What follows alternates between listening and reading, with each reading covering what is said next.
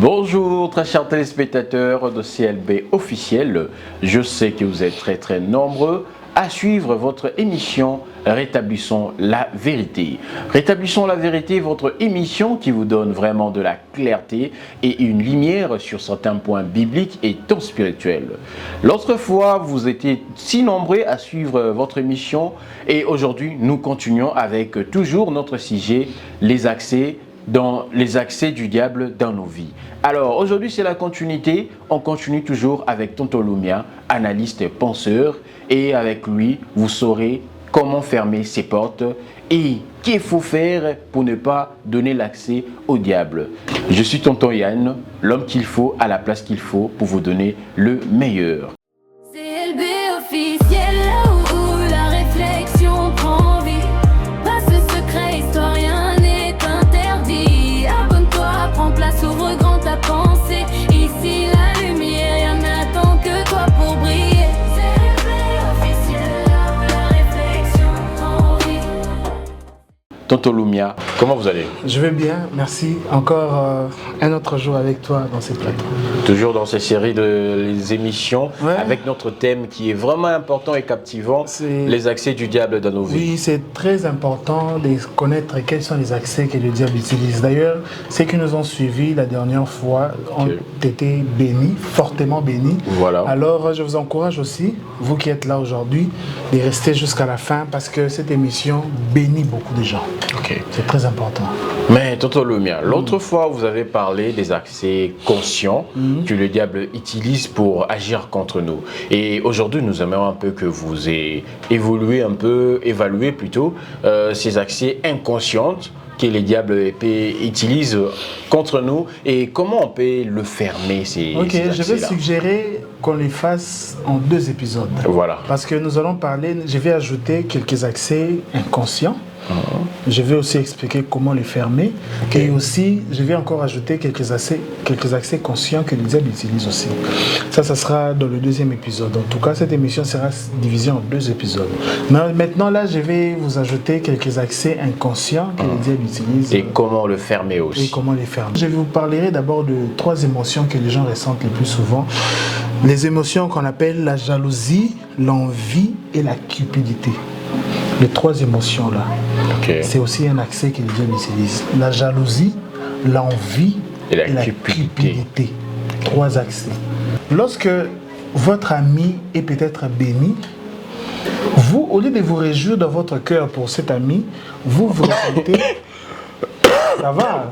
Apparemment, l'émission parler tous les jours, ça démange. Oui, ça fait mal à la gorge. Hein. Mais on est obligé de le faire en tout il cas. faut comprendre. Et c'est pourquoi il faut nous soutenir pour avoir même de l'eau dans cette émission pendant qu'on tourne. On ne peut pas avoir un petit jus à boire aussi. Ce n'est pas un péché. C'est très important. Oui.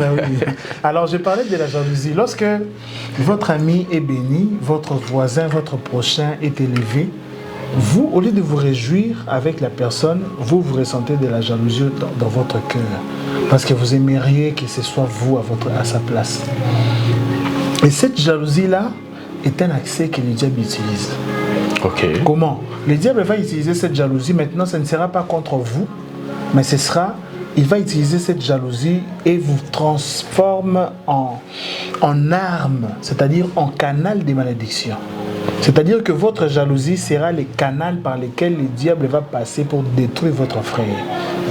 Au travers peut-être des choses que vous allez faire, vous allez peut-être il va peut-être vous pousser à commencer à mal parler, à colporter contre le prochain qui a réussi. Vous voyez que non, votre ami est élevé en fonction, par exemple, il devient votre chef, il devient directeur. Alors c'est vous qui commencez à raconter à n'importe qui des mensonges. Vous ne le suivez même pas, il est devenu directeur, mais il n'a pas étudié. Son diplôme d'ailleurs, c'était un faux diplôme. Je vais vous dire, ne suivez pas ce qu'il fait là. Il s'est marié, oui, mais il avait une vie de débauche. Cette fille était prostituée. Vous commencez à colporter sur la personne qui a réussi. La jalousie, le diable utilise votre jalousie pour vous transformer en canal de malédiction. C'est-à-dire que vous ouvrez la porte à l'ennemi. Cette fois-là, ce ne sera pas pour qu'il vienne habiter, agir en vous, ou soit faire des actions en vous, mais cette fois-là, il va maintenant vous utiliser comme arme, comme instrument pour détruire votre prochain. Ok, pour amener le malheur. Pour amener les malheurs. Okay. Et c'est un accès inconscient.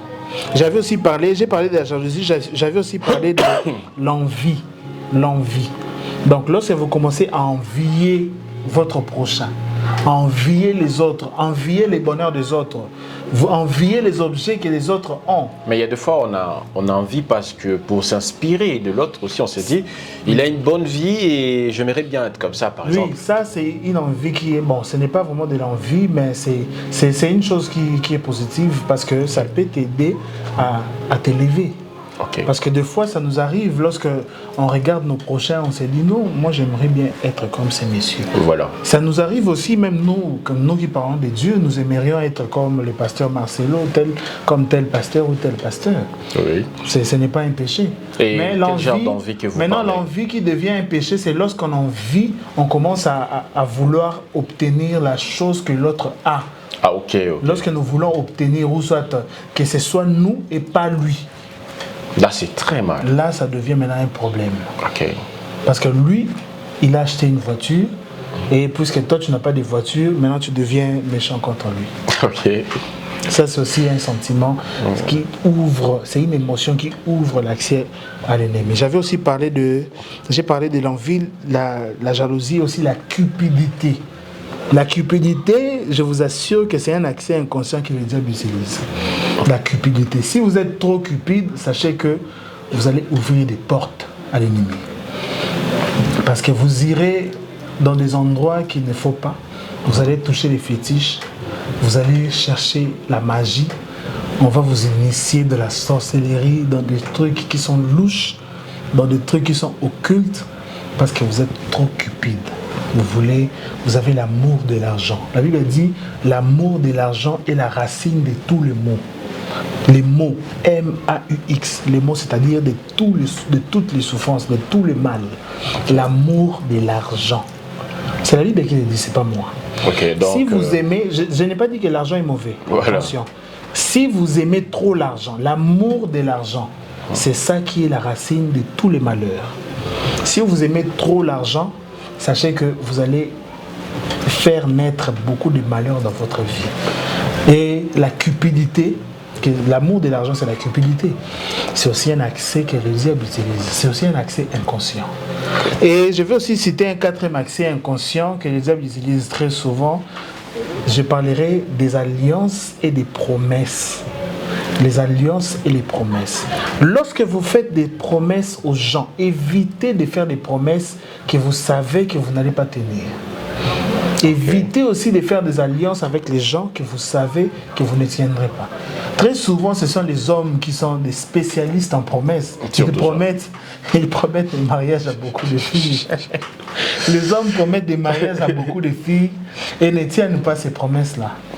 Et vous ne le savez peut-être pas, mais c'est un accès que nous ouvrons aussi au diable. Okay. Lorsque vous faisiez des promesses, peut-être la fille était vierge, toi tu lui fais une promesse pour coucher avec elle. Et cette promesse-là, après, tu vas la briser, tu la brises le cœur, tu la laisses. Et cette fille-là va prononcer des paroles sur toi. Ces paroles vont vous arriver, vont vous atteindre. C'est la malédiction. Si cette séparation venait de la fille, comment ça peut atteindre la personne? Peu importe, même si la séparation venait de la fille. Si vous avez fait des promesses que vous n'avez pas tenues, sachez qu'il y a des esprits qui sont derrière les promesses. C'est pourquoi dans Ecclésiaste chapitre 4, chapitre 5, versets 4 et 5, la Bible dit: évitez de faire des promesses que vous n'allez pas tenir. Si vous faites une promesse, un vœu à Dieu, ne tardez pas de l'accomplir. Ça se trouve dans Ecclésiaste chapitre 5, lisez les versets 4 et les versets 5. Si vous faites un vœu, c'est-à-dire si vous faites une promesse, ne tardez pas de la tenir. Alors, comme conseil, évitez de faire des promesses aux gens. Des promesses que vous savez ne pas être en mesure de les tenir. Parce que lorsque vous faites une promesse, vous sortez des paroles. Vous prononcez des paroles et vous prenez un engagement. C'est comme si vous faisiez une alliance avec quelqu'un. Et si vous n'accomplissez pas cette promesse-là, cette alliance va vous retenir spirituellement. C'est très important ce que je dis. Et c'est comme ça que le diable utilise maintenant inconsciemment les promesses contre nous. Et qu'est-ce qui fera par rapport à certaines promesses qu'on n'a pas pu tenir dans la vie? Qu'est-ce qui fera? Comment il peut nous retenir par rapport à ça? En réalité, lorsque nous promettons des choses que nous n'arrivons pas à tenir, il y a des esprits qui se chargent des paroles que nous prononçons. Et je vais vous expliquer, je vais vous montrer dans la prochaine émission, dans le prochain épisode, que les paroles, c'est aussi des accès. Je vais vous l'expliquer dans le prochain épisode. Les paroles, ce sont des accès conscients ou inconscients? Les accès conscients. Conscients, ok. Nous allons en parler parmi les accès conscients. Okay. Mais sachez qu'il y a des esprits qui sont derrière les promesses que nous faisons. C'est pourquoi Dieu, la Bible dit que Dieu est derrière ses paroles pour les accomplir. La Bible dit que Dieu est derrière ses paroles. Et aussi, Dieu est derrière les paroles de ses serviteurs pour les accomplir. Parce que Dieu sait que lorsqu'il prononce une parole, lorsqu'il fait une promesse, il ne ment pas. Lorsqu'il fait une promesse, il y a des esprits qui se chargent de cette promesse-là. Et il est censé honorer sa promesse, honorer sa parole. Il est censé accomplir la promesse qu'il a faite. Tu comprends? Ah oui. Et de même, lorsque nous faisons des promesses aux gens, il y a des esprits qui se chargent d'enregistrer ces promesses-là. Et lorsque nous ne les tenons pas, ça devient dangereux. C'est comme si nous nous rendions esclaves de nos paroles. C'est comme si tu te rends toi-même prisonnier de ta propre promesse. Et tu es obligé de tenir cette promesse. Sinon, il y a des esprits qui vont te suivre. Moi, je connais... tu vas continuer. Moi, je connais une histoire... en Afrique, il y a la sorcellerie, il faut comprendre. Ouais. Oui. Alors, en fait, il s'est passé une chose dans une famille quelque part en Afrique. Les papas a vendu une partie de la parcelle pour envoyer son fils en Europe. Ok. Oui. Ils ont vendu une partie parce que c'était une parcelle de, je crois, 20 mètres ou combien, je ne sais plus. Ils ont vendu une partie. L'argent qu'ils ont reçu, ils ont utilisé cet argent pour envoyer leur fils en Europe. Avec l'espoir que lorsqu'il va partir en Europe, il va travailler et commencera à aider la famille. Et ce fils-là, lorsqu'il est parti, il a fait la promesse à son père que non, je vais partir, en tout cas, je vais vous aider et faites-moi confiance et tout, puisque c'était le fils aîné de la famille. Et ils ont fait confiance à sa parole. Il a fait une promesse à la famille. Il est parti en Europe. Il a commencé à travailler 2 ans, 3 ans, 5 ans après. Il a commencé à retrouver un peu d'argent. On lui a donné les documents. Vous savez, vous qui habitez en Europe, vous savez qu'il faut avoir les docs. Ouais. Nous, on appelle ça les kanda. Voilà. Donc les documents, il a reçu les documents, nationalité, etc. Et il a commencé à travailler en Europe, officiellement. Ici à Kinshasa, son père est tombé malade. Son père est tombé malade, il commençait à demander à son fils de l'aide. Non, envoie-nous autant d'argent pour nous aider, etc.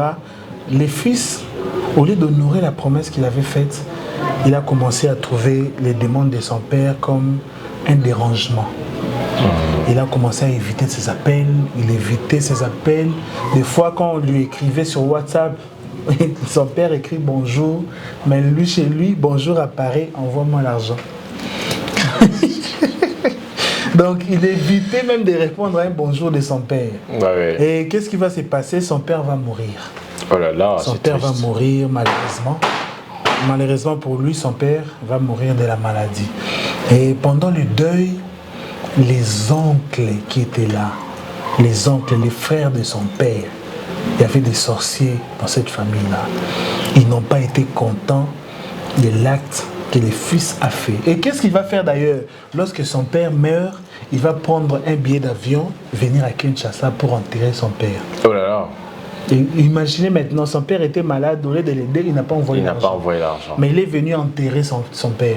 Maintenant, les oncles qui ont vu, non, mais cet enfant a de l'argent, regardez sa vie, etc. Mais son père est décédé alors qu'on avait vendu la parcelle pour l'envoyer en Europe, etc. Il verra.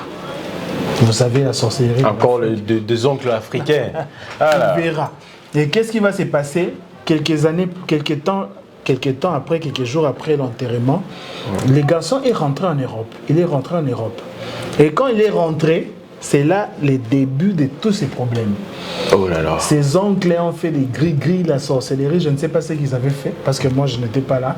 Moi je ne suis pas sorcier, je ne sais pas comment ils font. Ils ont fait leurs trucs, ils ont envoyé des sortilèges, etc. Okay. Et les gars là-bas ont commencé à avoir des sérieux problèmes dans son travail. On l'a licencié de son travail. Et quelques temps après, ces documents ont expiré. Il fallait maintenant qu'il renouvelle. Il renouvelle parce qu'on lui avait donné les documents pour 5 ans. Voilà. Après les 5 ans, il devait maintenant obtenir la nationalité pour continuer à rester. Et après ça, on a refusé de lui donner ça. Oh là là. Et quelques jours plus tard, il était maintenant en situation d'irrégularité sur le sol européen. Il ne pouvait plus travailler parce qu'il n'avait pas de doc. Et il était obligé de rentrer dans son pays. Oh là là, qu'est-ce qu'il a fait quand il est rentré dans le pays? Il est rentré ici et malheureusement pour lui, avec l'argent qu'il avait ramené, ses économies, tout ce qu'il avait, ici à Kinshasa, il a dilapidé avec les femmes, débauche, sortir avec les gens, aller boire avec les amis. Et aujourd'hui où nous parlons, il est redevenu plus bas. Si vous allez à DGC, pour ceux qui connaissent DGC, vous allez voir, il y a un vieux qui est là. Il vend maintenant les fauteuils qui sont usés. Hein? Les fauteuils qui sont usés. Il les vend maintenant là à DGC.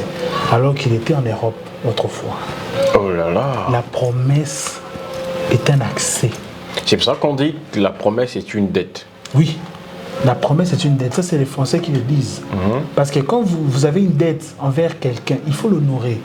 Parce que quand vous faites une promesse à quelqu'un, surtout si cette personne est sorcier, il peut se servir de cette promesse contre vous. Vous faites une promesse à votre tante que vous allez lui donner cet argent, tout ça, et il se sert de ça contre vous. Et vous allez épouser peut-être votre femme. Vous payez la dot, on vous demande $2200, vous payez 2500. Vous faites la promesse que je vais ajouter les 700 après. Et vous allez remarquer, lorsque vous entrez dans les mariages, vous commencez à perdre des enfants. Non, première grossesse, fausse couche. Deuxième grossesse, fausse couche. Troisième grossesse, fausse couche. Oh là là. Moi, je connais une femme, d'ailleurs, j'ai un témoignage dans notre télévision, l'IFA TV. Je vous mettrai peut-être l'émission après. L'extrait de l'émission. Vous allez remarquer, il y avait une femme qui a subi 8 fausses couches. Oh là là, c'est triste, hein? Parce que son mari n'avait pas payé toute la dot. Toute la dot. Il avait payé une partie. Il devait ajouter apparemment la chèvre, je ne sais pas, je n'ai plus tous ces détails en tête. Il devait normalement ajouter la chèvre que les parents, les oncles de sa femme avaient demandé, mais lui n'avait pas acheté la chèvre. Il avait promis d'envoyer ça plus tard. Et ils ont utilisé ces manques-là contre lui pour voler 8 fausses couches, je te dis, 8. La promesse est un accès que le diable utilise très souvent. Voilà. Mais Tonton Lumia, comment fermer ces accès inconscients-là?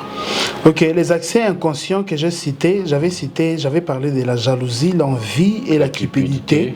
Voilà. Déjà, les 3 émotions-là, comment les fermer? Il faut simplement arrêter de jalouser les gens, arrêter d'être envieux, arrêtez d'être cupide. Contentez-vous de ce que vous avez. C'est très important. Les 3 émotions-là, la première des choses à faire d'abord, c'est ça. Et la deuxième des choses, c'est encore la prière. La prière. Parce que lorsque vous avez déjà ouvert l'accès, le diable est entré, il faut maintenant prier pour le déloger. Alors, l'autre accès que j'avais cité, c'était aussi les promesses et les alliances. Voilà. J'avais aussi cité les promesses et les alliances. Et je dirais, par rapport à cet accès, je dirais, s'il y a lieu, honorez votre promesse. C'est très important. Ou carrément, faites ce qu'Ecclésiaste chapitre 5, versets 4 et 5 dit, ne faites pas des promesses si vous savez que vous n'êtes pas en mesure de les tenir. Okay. Là, c'est pour prévenir. Ne faites pas des promesses. Si vous avez déjà fait la promesse que vous n'avez pas tenue, alors faites un effort de tenir la promesse. Okay. Alors si c'est plus possible de les tenir? Alors je vous demanderai, je vous encouragerai de parler à la personne. Parlez à la personne et dites à la personne que non, pardonnez-moi, je ne suis plus en mesure de tenir la promesse que je vous ai faite. Okay. De sorte que vous puissiez soit annuler la promesse, soit carrément demander pardon pour continuer sans la promesse. Vous comprenez? Ah oui. Si vous avez fait une promesse à une femme, par exemple, de l'épouser, mais que vous n'êtes plus en mesure de l'épouser, vous l'avez brisé le cœur, surtout en ce qui concerne les filles et tout. Demandez pardon à la fille. Demandez pardon. Dis à la fille, non, carrément, excuse-moi, pardonne-moi. Pour ça, je t'avais promis de t'épouser, mais je ne suis plus en mesure, etc. Demande pardon. La fille doit te pardonner et vous vous réconciliez si nécessaire. Donc, vous réconciliez non pour répondre à la relation, mais vous réconciliez dans le sens d'oublier ces malentendus, d'oublier cette promesse-là et de continuer votre vie. De passer à d'autres choses. Et après, demandez, allez toujours à la prière. Okay. Parce que s'il y avait déjà des choses qui étaient dites contre vous spirituellement, ça risque de vous retenir. Priez pour annuler les conséquences de cette promesse-là non tenue. Donc, voilà. Alors, très chers téléspectateurs, aujourd'hui, nous avons parlé des accès inconscients que nous ouvrons dans notre vie. Nous avons cité quelques-uns, le 4, et nous avons cité la jalousie, l'envie, la cupidité et le promesse. Alors, très chers téléspectateurs, nous sommes arrivés à la fin de cette première période ou épisode. Alors, vous avez été très nombreux à suivre cette émission. Restez avec nous pour ne pas manquer la deuxième épisode. N'oubliez pas de vous abonner, de lâcher un commentaire et surtout d'activer la cloche de notification pour ne rien manquer. Je suis Tonton Yann, l'homme qu'il faut à la place qu'il faut pour vous donner les meilleurs. J'étais avec Tonton Lumia, analyste et penseur. Avec lui, on va encore se retrouver à la prochaine suite de ce deuxième épisode. Au revoir.